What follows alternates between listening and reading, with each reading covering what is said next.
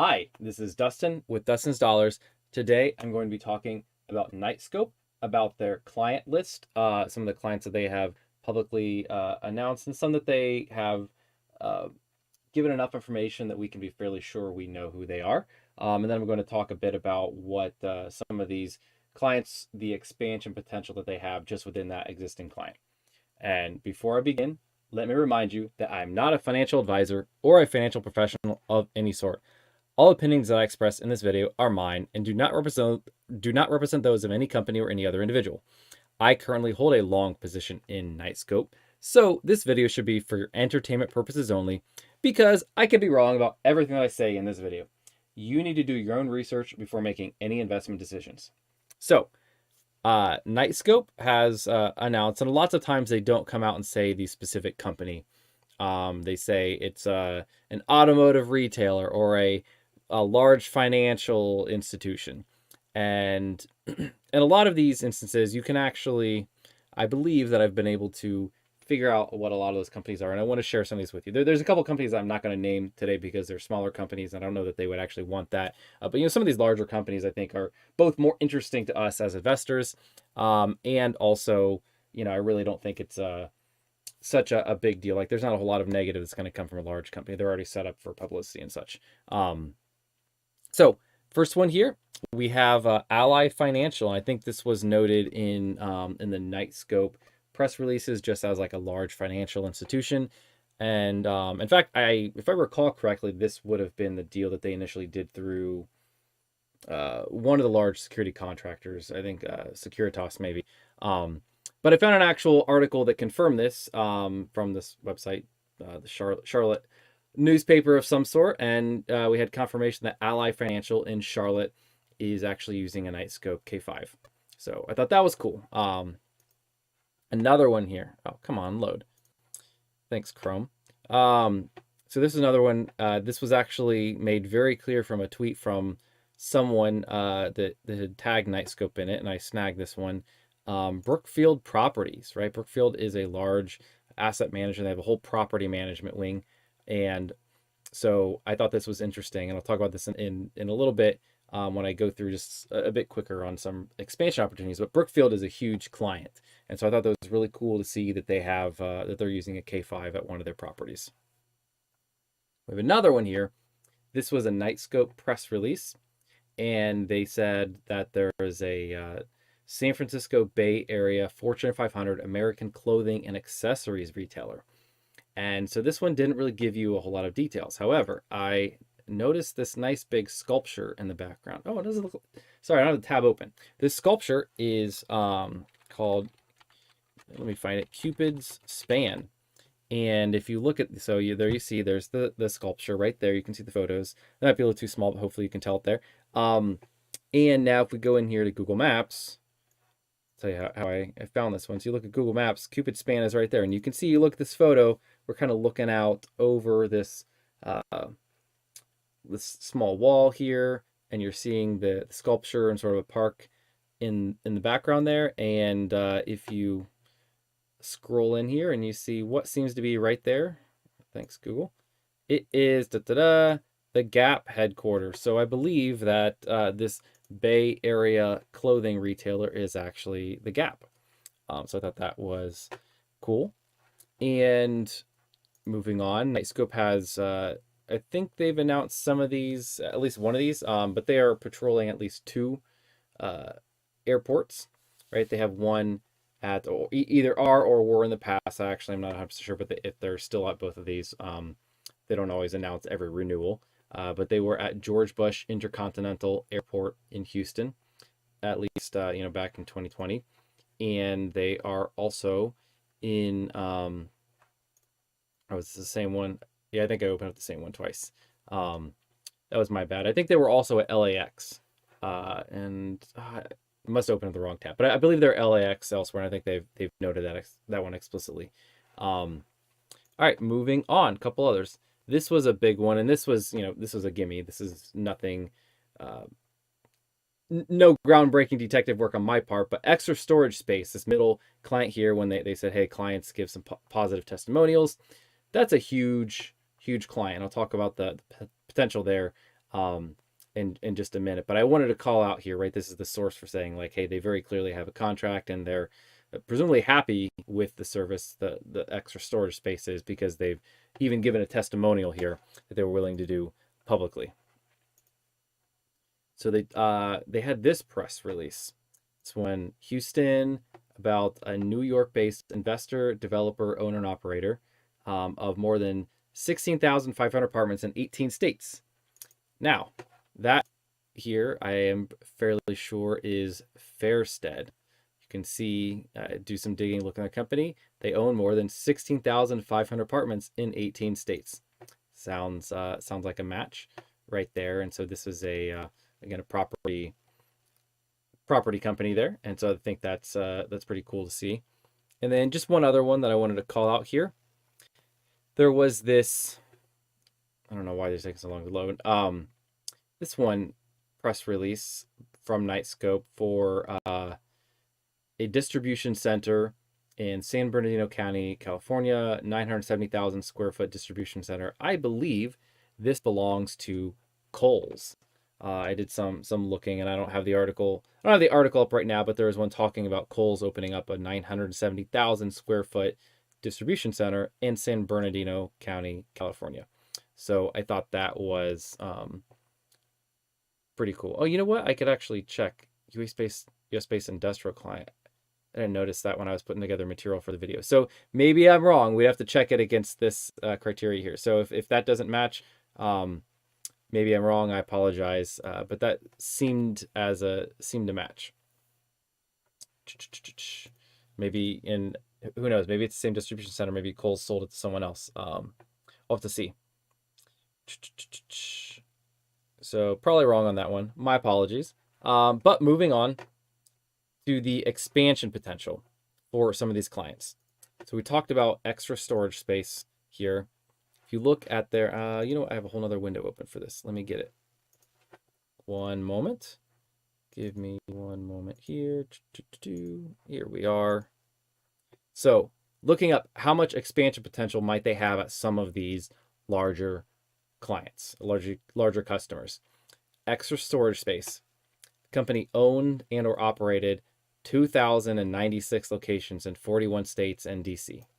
So that is a huge opportunity for Knightscope, right? If the K5 provides value for them, they find this to be a useful service that they might want to roll out to many properties. That's a huge client to have. So that's really great, and sounds good for the future of Knightscope. And then Brookfield, right? Brookfield Properties, I noted that one. They are also huge.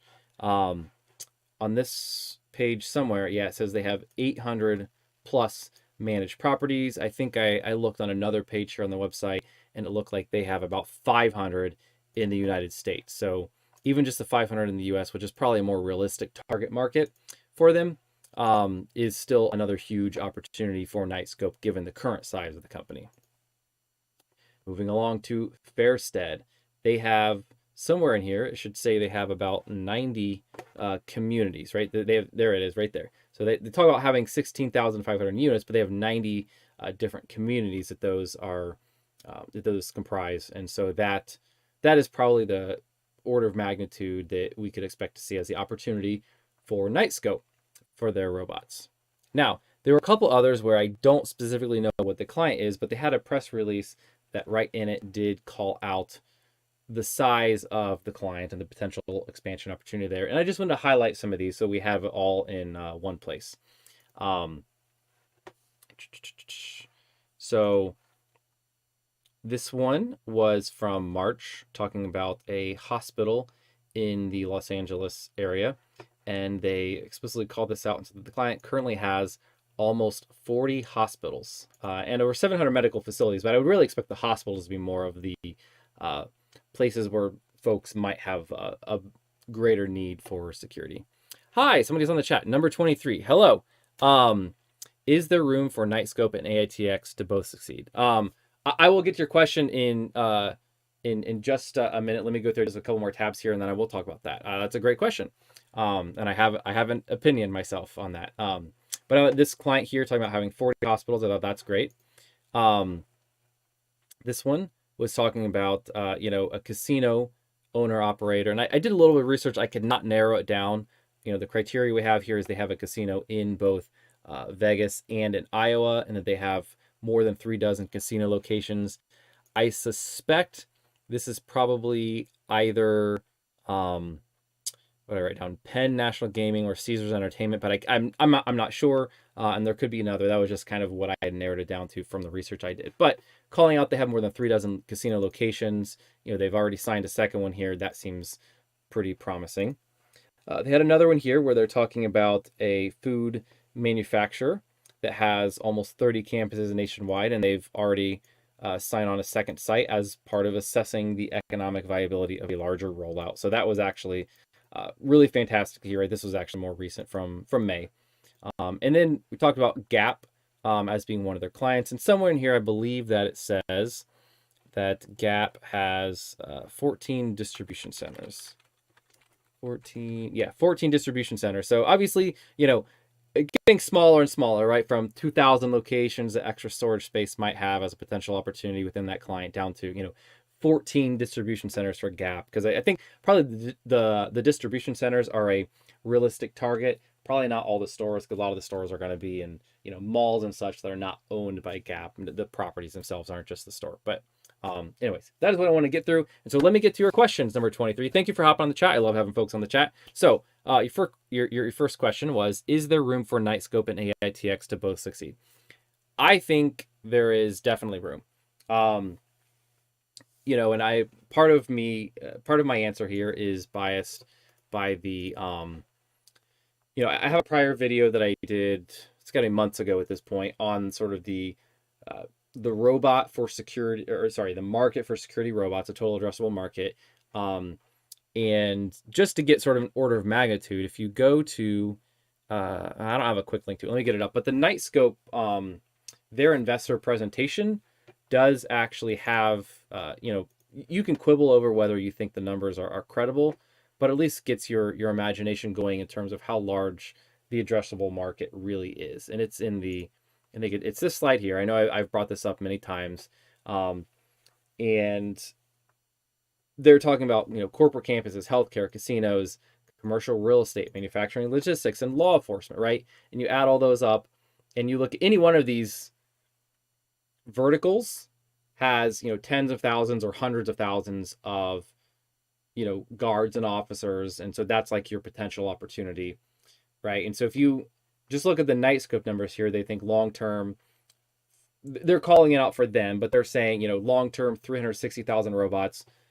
That's a pretty big wide open market when you look at each of these companies, right? AITX and Knightscope. I think they're both around 100. I think Knightscope is around 100 robots deployed. And I think AITX, the last numbers I recall, are like 250 units deployed. Not all those most of those are stationary. So, you can quibble over whether you think those are robots or not. But I think the potential market of, let's say we could have 360,000 robots deployed, and you look at each of these companies and they're numbering in the, single digit hundreds right now. I think the market is wide open for both of them to succeed. And I actually think there's going to be, sort of what do I want to say? Sort of a virtuous cycle here, where as they get more robots deployed, they're going to figure out more and more where they actually can deliver value with the robots, right? What are the best ways to actually augment security or provide security, reducing risk for these clients. And they're going to tailor the products towards those. And then that's going to then open it up so that they can provide value to more people, right? They'll improve the product based off of that. And also on the flip side, you'll also have, if they get more and more deployed, this will become less of a niche thing, less of an unproven technology, and something that's more routine, and that many other companies will just consider it something they can do and not consider themselves, sort of going out on a limb to try to use one of these products. So I think the market is absolutely huge. I think, my prior sizing of it was somewhere, I think 41 billion as they have here. They're talking long-term, maybe really, really long-term. Like I think they define even near-term here as being, a 10-year period. So if you consider long-term being like 30 years, sure, like maybe 41 billion is the long-term market size. But even if you go to what they think is how many robots might be deployed in 10 years of 36,000 robots, that's still, both of these companies could like 10x from where they are now. No, 100x, right? Because if they collectively have, let's call it 500 robots deployed, just rounding it off, they could deploy roughly 1,000 times that many, and it'd be 50,000 robots. So it's on the same order of magnitude as 36,000. That's my thought. All right. So your other question was, how can Knightscope help with schools' safety against shooters? So, that one's, I have let's say less strong opinion. I will give you my best pitch for what I think Knightscope could do there, although I don't have a lot of conviction in that. So I think that the advantage that, right, you have to think about what advantage would the robots have versus what schools are equipped with right now. And I know a lot of schools have no security staff. At least I know the school that I went to does not. The school that my kids go to, I do not believe has security staff on site. And so if there was an active shooter, having a robot is obviously better than having no one. But I think a lot of that's probably a budget thing and risk assessment. And so I don't think that's really a fair comparison. So if I'm comparing a robot versus a security guard, the thing you have with the robot is going to do what it is programmed to do. And I suspect, I don't know this for a fact, but I suspect it is possible to probably manually control the robot from the operation center. And so I think that's one thing that you would have. I think another one is the robot, just to call it out there, is like if there's an active shooter and the active shooter knows there's a security guard, they're going to, probably take them out right away. Whereas, the robot might keep functioning even if it's shot. You kind of have to hit just the right spots, and people know where to shoot people to take them out. I'm not sure it's very obvious where exactly you need to shoot the robot to take it out, right? I mean, these things are, I think 400 or 500 pound robots. So I don't think just shooting it is going to like knock it over too easily. And I don't know. I think, the robot might be able to be there, might keep streaming video. The other thing is the robot's not going to turn around and hide, to save itself. It's going to go at least try. And the robot could still be mobile and could still be following, could be, giving live video feed, at least in some capacity, right?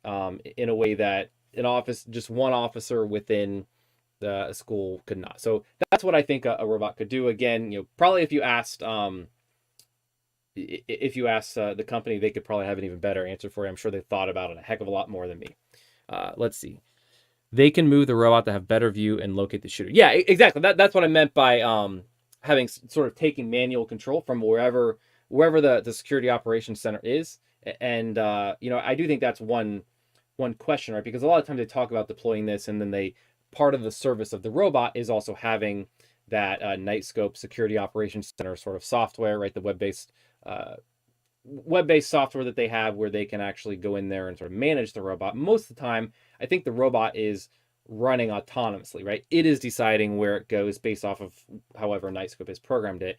But I suspect there is a way to actually, click the button in the UI in their Knightscope security operations center and probably take manual control and, tell it, turn this way, go there. And yeah, absolutely, in an active shooter situation, they would want to do that. And then that would be giving them constant video. And I think maybe, another alternative to consider is what that robot could do versus, let's say, just fixed security cameras, right? And that would be the main advantage there would be, again, this, where the security cameras can give you constant feed, but I mean, two things. Number one, it's real easy for that person to see where the camera is. Usually they're just mounted right up in a corner. They could take one shot to take that thing out. But whereas the robot, it's not, I don't know that it's super obvious where all the cameras are, right? They're tiny little dots. I think they have 3 or 4 of them along the robot. So even one shot, even to take one out, might not take the others out.